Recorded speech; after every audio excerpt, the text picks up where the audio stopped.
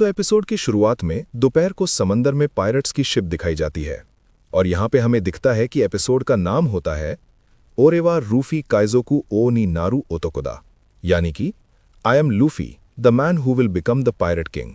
और फिर शिप के अंदर का नज़ारा दिखता है जहाँ एक लड़की को दिखाया जाता है। बाहर डेक पर कुछ लुटेरे एक भारी बैरल को पकड़ रहे होते हैं जो तीर रहा होता है। तभी एक आदमी को दूर से एक पायरेट शिप नजर आती है और वो सबको अलर्ट कर देता है। और उसके बाद ही वो पायरेट शिप पे कैनन बॉल्स बरसने लगते हैं। लोग डर के मारे चिल्लाते हुए भागने लगते हैं, लेकिन उस लड़की के चेहरे पर डर का नामो निशान तक नहीं दिखता। उल्टा वो स्माइल करती है। और यहाँ पर दूसरे पायरेट्स लगातार एक के बाद एक शिप पर कैनन बॉल्स बरसाते रहते हैं। और यहाँ पायरेट शिप पर एक मोटी औरत दूर से सब देख रही होती है। वो अपने पास एक छोटे लड़के से पूछती है कि समंदर की सबसे सुंदर औरत कौन है। लड़का डरते हुए जवाब देता है, आप ही लेडी एल्विडा। और फिर वो मोटी लड़की उन लुटेरों से शिप को लूटने के लिए कहती है। अब यहाँ पर एक कैनन बॉल शिप पर ऐसे लगता है जिससे वो बैरल सरकते हुए किचन में चला जाता है। अब यहाँ पर उस शिप के पायरेट्स रस्सियों की मदद से अंदर आने लगते हैं, पर यहाँ पर वो डरपोक लड़का जाने से डर रहा होता है। पर मोटी लड़की उसे जोर से लात मारती है जिससे लड़का सीधा उस शिप पर जाकर टकराता है। और उसके बाद वो मोटी लड़की भी अंदर कूद जाती है। अंदर आकर एक लुटेरा बोलता है कि हम किसी की भी जान लेने नहीं आए, लेकिन जितना भी सामान है वो सब ले जाएंगे। और यहाँ पर वो लड़की फिर से दिखाई देती है जो कि उसकी सब बातें सुन रही होती हैं। और यहाँ पर वो अपने ऊपर वाले कपड़े निकाल देती है जिससे पता चलता है कि वो एक लुटेरी है।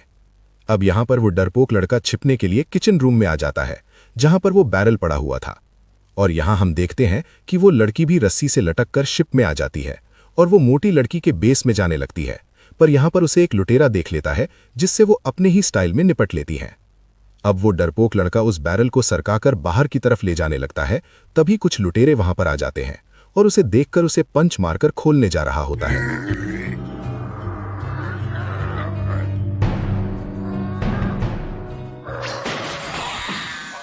और यहां पर एंट्री होती है हमारे मेन कैरेक्टर की। तभी अंदर से एक पीली टोपी पहना लड़का निकलता है जिसका हाथ गलती से उस लुटेरे के फेस पे लग जाता है, जिससे वो वहीं पर बेहोश हो जाता है। पर निकलते ही वो डरपोक लड़के से खाना मांगने लगता है। उसी दौरान वो दो लुटेरे उस पर हमला करने जा ही रहे होते हैं कि वो लड़का उनकी तलवार को ही तोड़ देता है। अब इतना ताकतवर होने की वजह से लुटेरे उससे उसका नाम पूछते हैं, जहां वो बताता है कि जिससे पंगा लेना है बेवकूफी, मैं हूं मंकी डी लूफी। यही सुनकर डर के मारे लुटेरे वहां से भाग जाते हैं।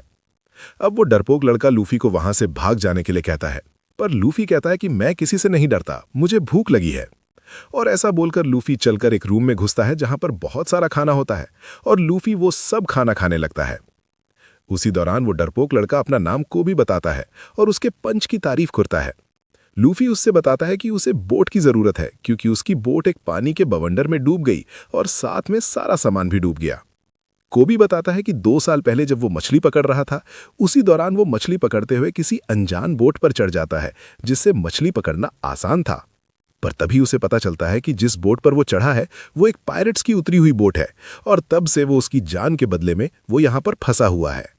लूफी उससे कहता है कि ये सब तुम छोड़ क्यों नहीं देते, और कोबी डर कर कहता है कि छोड़ने का सोचने पर ही उसकी रूह कांप जाती है। अब यहां पर वो लड़की दिखती है जिसने बहुत सारा खजाना इकट्ठा कर लिया होता है। अब यहां पर दिखता है कि वो 2 लुटेरे जो कि लूफी से डर कर भागे थे, वो मोटी लड़की के पास आते हैं और उससे लूफी के शिप में होने के बारे में बता देते हैं। अब यहां पर फिर से लूफी और कोबी दिखाई देते हैं, जहां पर कोबी कहता है कि अगर उसने थोड़ी सी हिम्मत की होती तो वो खुद को ड्रम में बंद करके खुद को लुटेरी से आजाद कर सकता था और उससे अपने सपने पूरे कर सकता था। और वो लूफी से उसका मकसद पूछता है, जहां लूफी उससे बताता है कि वो पायरेट किंग बनना चाहता है। और ये सुनकर कोबी शॉक हो जाता है क्योंकि वो भी एक पायरेट है और उसे बताता है कि वो भी बाकी पायरेट्स की तरह वन पीस की तलाश में है, जिस पे सू बिल्कुल भी विश्वास नहीं होता कि लूफी जैसा लड़का वन पीस को हासिल करना चाहता है।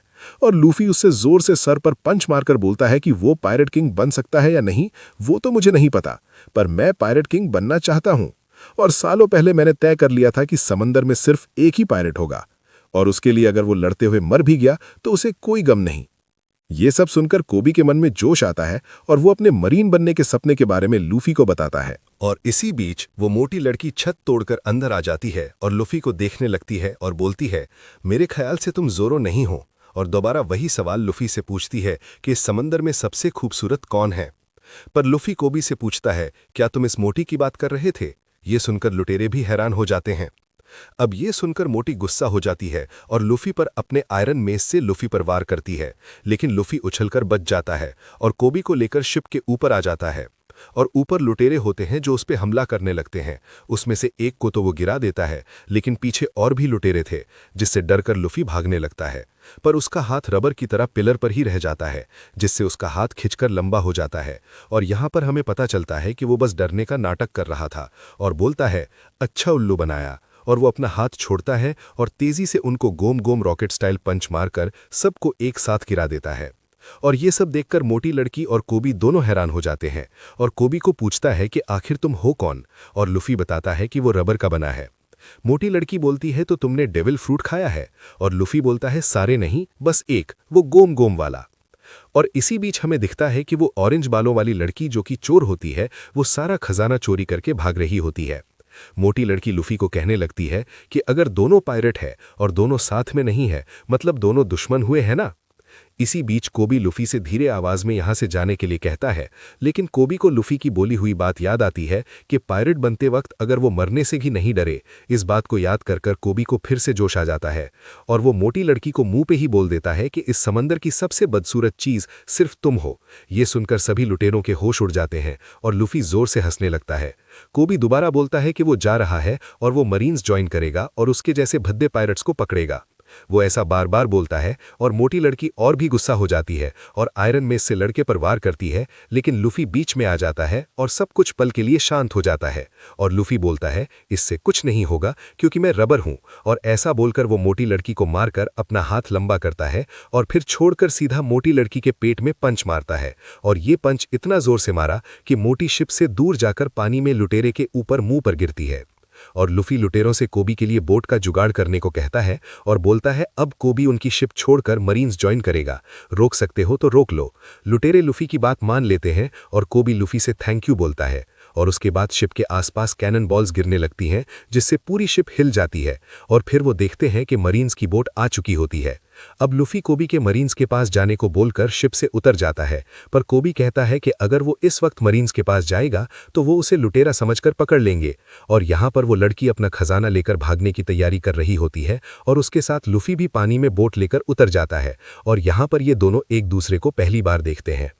अब लूफी और कोबी एक साथ वहां से बचकर निकल जाते हैं और कोबी लूफी से पूछता है कि अगर वो वन पीस की तलाश में है तो उसे ग्रैंड लाइन की ओर जाना पड़ेगा, मगर उसने सुना है कि वो पायरेट्स का कब्रिस्तान है।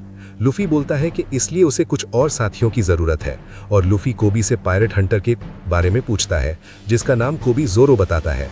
और वो बताता है कि उसे मरीन्स ने कैदी बनाकर रखा है। लूफी बोलता है, उफ, इतना कमजोर के पकड़ा गया। कोबी बताता है कि वो खूंखार जानवर से भी कई ज्यादा खतरनाक है और पूछता है कि तुम उसके बारे में क्यों पूछ रहे हो। और लूफी बोलता है कि वो उसकी टीम में काम करने के लिए बिल्कुल तैयार है। और यहाँ पर हमें जोरो दिखाया जाता है, जिसे मरीन्स ने कैदी बना रखा होता है। और यहाँ पर हमारा एपिसोड 1 यहीं पूरा होता है।